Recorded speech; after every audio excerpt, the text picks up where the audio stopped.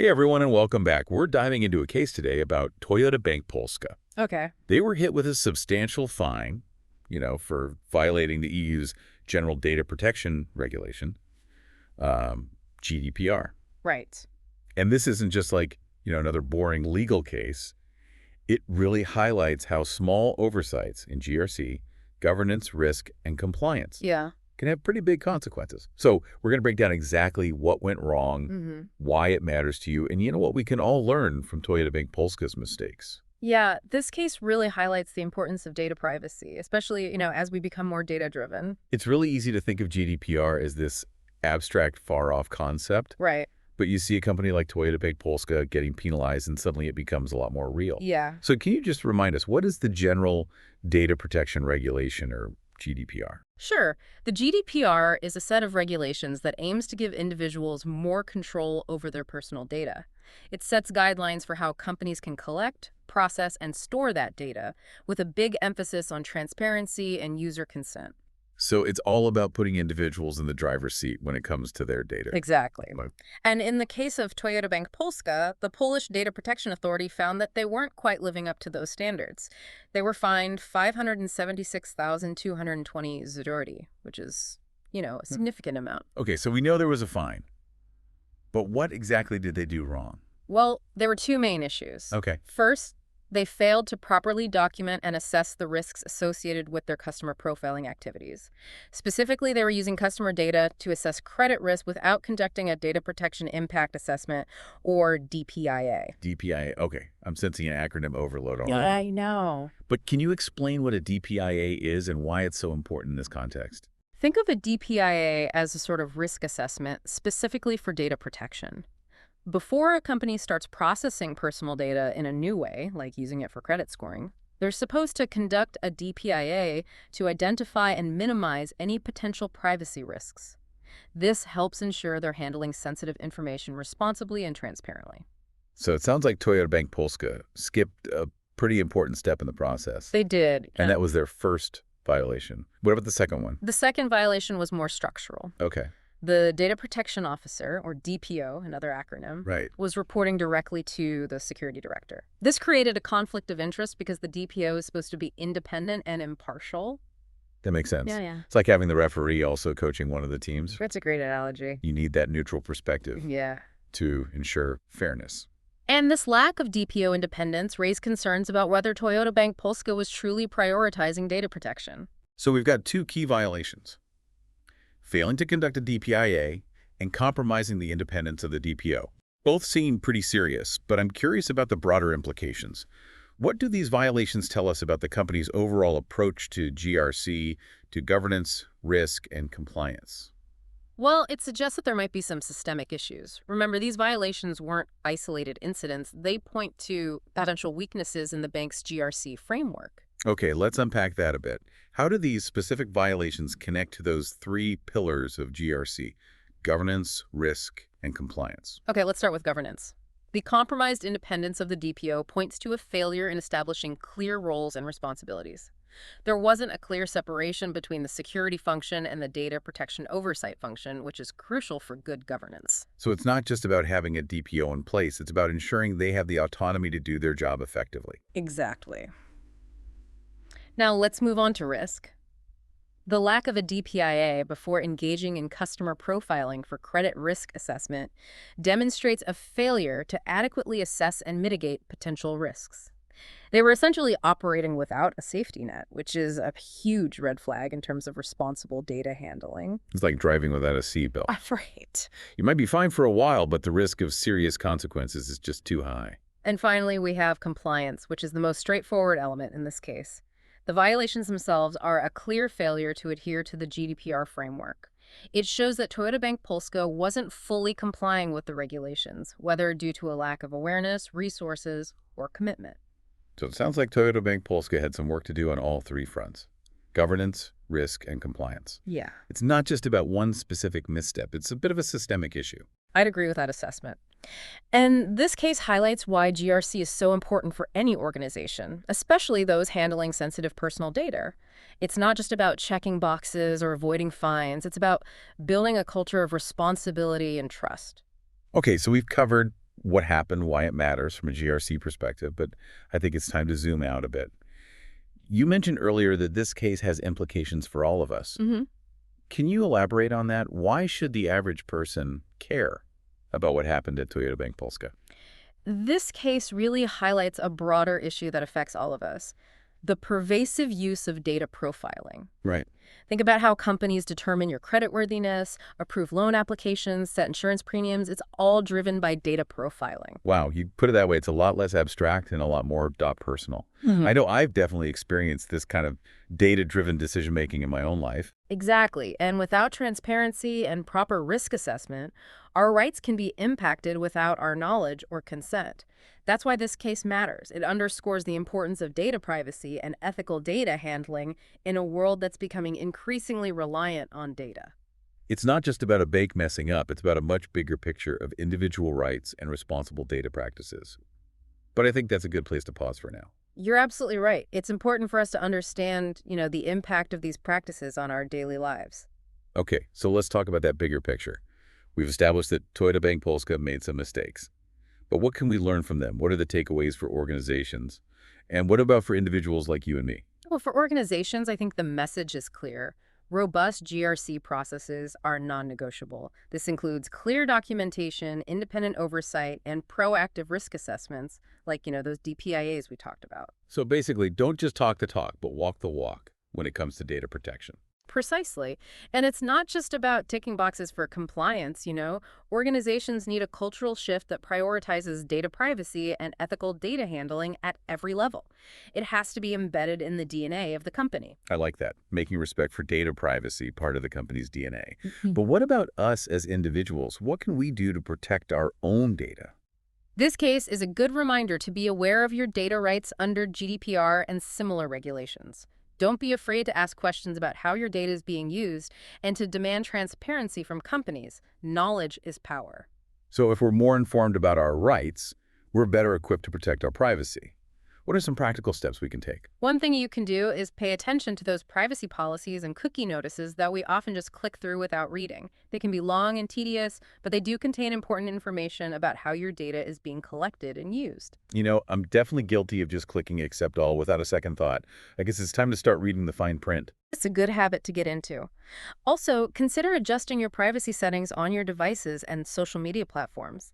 You can often limit the amount of data that's being shared without sacrificing functionality. Those are some great tips. It's empowering to know that we do have some control over our data. Absolutely. And if you're really concerned about a particular company's data practices, don't hesitate to reach out to their data protection officer or file a complaint with your local data protection authority. So we have options. We're not just passive bystanders in this data-driven world. Exactly. We have rights, and we should exercise them.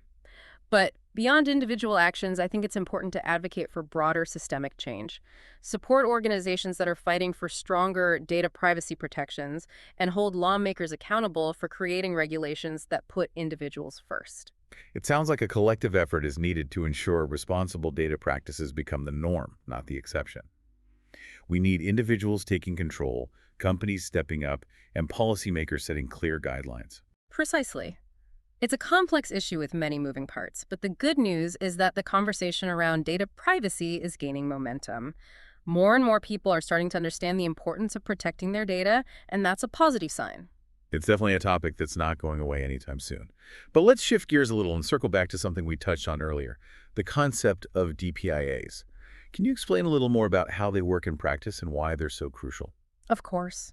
A DPIA isn't just a one-time checkbox exercise. It's an ongoing process that should be integrated into a company's data processing activities. It involves systematically identifying, assessing, and mitigating potential privacy risks. Okay, so it's not just about filling out a form and calling it a day. No. It's about proactively identifying and addressing potential problems before they arise. Exactly.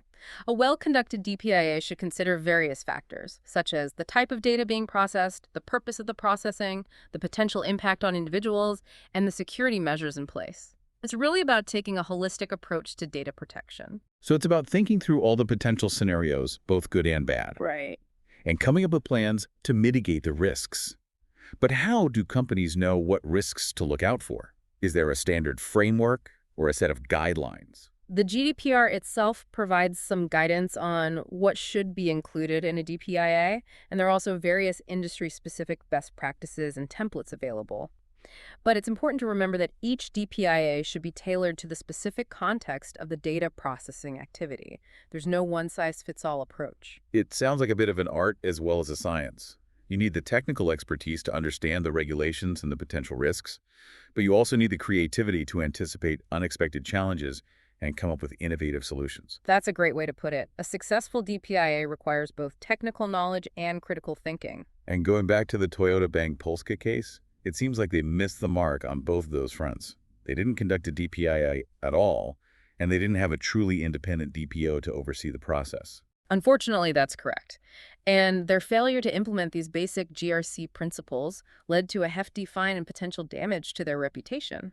But hopefully, their mistakes will serve as a learning opportunity for other organizations. I hope so too, because as we've discussed, this isn't just about one company or one specific regulation. It's about building a more ethical and responsible data ecosystem for everyone. I completely agree. Data is a powerful tool, and it's up to all of us to ensure it's used in a way that respects individuals' rights and promotes trust and transparency. Well said. But I think we need to delve a little deeper into the concept of ethical data handling. What does that actually look like in practice? Ethical data handling goes beyond simply complying with regulations. It's about embedding ethical considerations into every stage of the data lifecycle, from collection and storage to processing and sharing. So it's about moving beyond a checklist mentality and embracing a more holistic approach to data responsibility. Exactly. It's about asking questions like, are we collecting more data than we actually need? Are we using it in a way that aligns with our values and the expectations of our customers? Are we being transparent about our data practices? These are important questions.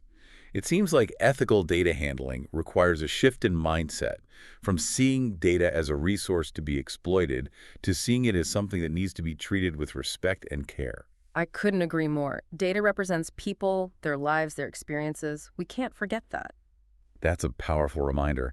But on a practical level, how can companies operationalize these ethical principles? It's easy to talk about doing the right thing, but how do you actually translate that into concrete actions? It starts with leadership. Leaders need to champion ethical data handling, not just with words, but with actions.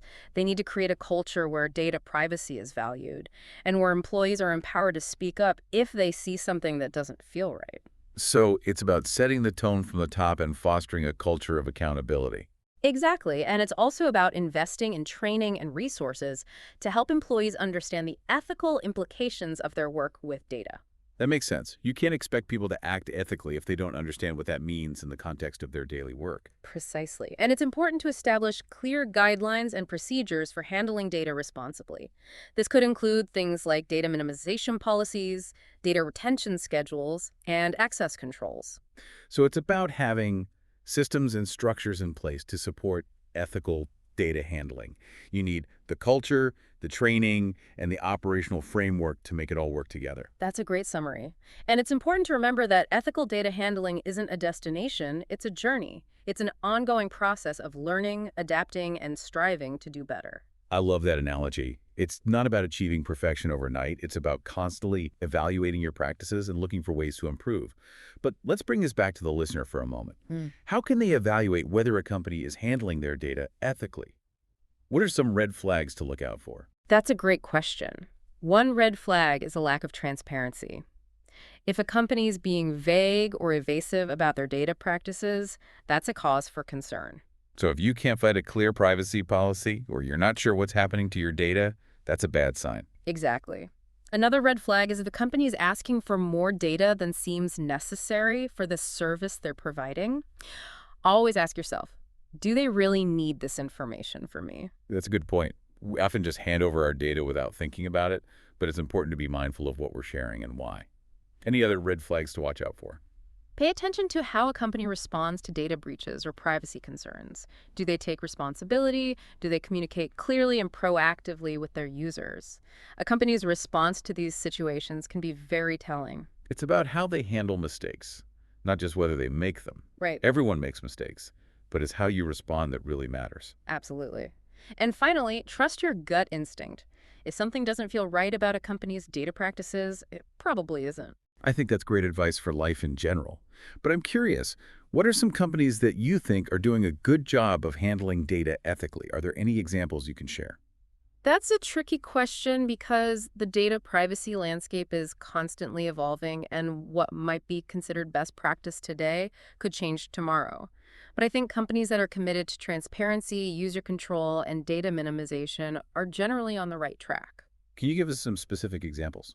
Well, some companies are starting to offer more granular privacy controls, allowing users to choose exactly what data they want to share and for what purpose. Others are implementing data minimization policies, collecting only the data that's absolutely necessary for their operations. So it sounds like companies are experimenting with different approaches to ethical data handling, which is encouraging. But ultimately, it's up to us as individuals to stay informed, exercise our rights, and hold companies accountable. That's right. We all have a role to play in shaping a more ethical and responsible data future. This has been a really thought-provoking conversation. We've covered a lot of ground from the specifics of the Toyota Bank Polska case to the broader implications of data privacy and ethical data handling. But I think there's one more piece of the puzzle we need to explore. We've talked about what individuals and companies can do, but what about the role of policymakers?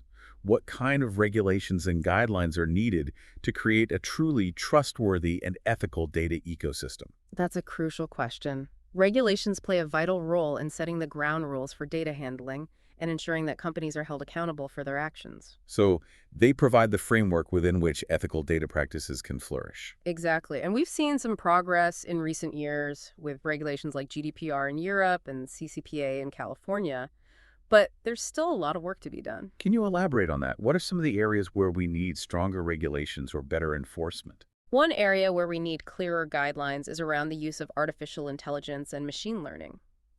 These technologies are increasingly being used to process and analyze data, but they can also perpetuate biases and discriminate against certain groups of people. So we need regulations that ensure these technologies are used in a fair and ethical way. Precisely.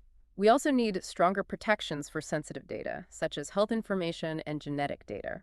This data is particularly vulnerable to misuse and can have serious consequences for individuals if it falls into the wrong hands. That makes sense. We need to treat certain types of data with extra care and caution. But what about enforcement?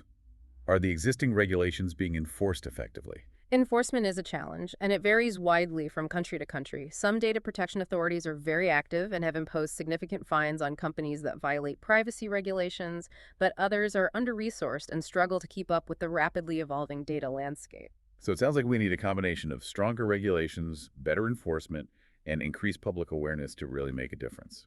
I agree. It's a multifaceted challenge that requires a collaborative effort from policymakers, companies, and individuals. I'm sensing a theme here. It seems like collaboration is key in just about every aspect of ethical data handling. But let's get back to the topic of regulations. What are some specific things that policymakers could do to improve the current landscape? One thing they could do is harmonize data privacy regulations across different jurisdictions. Right now, companies operating in multiple countries have to navigate a complex patchwork of laws, which can be confusing and costly. So it's about creating a more consistent and predictable regulatory environment. Exactly. Policymakers could also focus on strengthening data breach notification laws.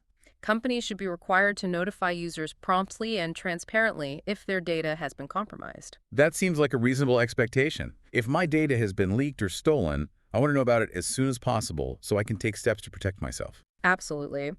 And finally, policymakers could invest in research and development to support the development of privacy-enhancing technologies. These technologies can help companies protect data while still being able to use it for innovation and business purposes. So it's about finding a balance between protecting privacy and enabling innovation. That's right. We don't want to stifle innovation, but we also need to ensure that it's done in a way that respects individuals' rights and protects their data. This has been a really fascinating discussion, but I feel like we could keep going for hours. Yeah, I know, right? There's so much more we could talk about I know. when it comes to data privacy Yeah. and, ethical data handling. Right. It's just a topic that keeps getting, more complex, more relevant Yeah. as our world just becomes more digital. It really does. And I think one of the biggest challenges, right, Yeah. is keeping up with the pace of technological change. Yeah. Exactly. Yeah. New technologies and, data processing techniques are emerging all the time, and we really need to, constantly be reevaluating our ethical frameworks and our regulations just to try to keep pace. So it's not a static issue, it's an ongoing evolution. Exactly. And that can be really overwhelming both for individuals and organizations. But I think the key is to embrace the complexity and approach data privacy with the mindset of continuous learning and improvement. I like that, a mindset of continuous learning. It's not about achieving perfection overnight, it's about striving to do better all the time. Exactly. And that involves being open to feedback, being willing to experiment, and really being committed to transparency. Speaking of transparency, I think it's time to kind of bring this back to the listener and talk about what they can do to protect their own data. We've touched on some practical tips already, but are there any other strategies you'd recommend? One thing I would really emphasize is the importance of being selective about the information that you share online. Think carefully about what data you're providing to, websites, apps, and social media platforms. Do they really need all that information? It's so easy to click, agree Right. without thinking about it. You're right, we need to be a lot more mindful of our digital footprint. Exactly. And don't be afraid to ask questions. If you're not sure why a company is asking for a certain piece of data, don't hesitate to reach out to their customer support or privacy team. So it's about being an informed and empowered consumer. Absolutely. And if you're not comfortable with a company's data practices, you always have the option to, take your business elsewhere. Vote with your wallet. Exactly. And remember, data privacy isn't just about protecting yourself. It's also about protecting others. You want to be mindful of the information you share about your friends, family, and colleagues. Their privacy is just as important as yours. That's a really good point. It's really easy to forget that our actions online can have ripple effects. Yeah. Mm. But I want to shift gears a little bit and talk about the role of technology in data privacy. We've talked about the challenges of keeping up with technological change, Right. but can technology also be part of the solution? Absolutely. Technology plays a crucial role in both protecting and, jeopardizing data privacy.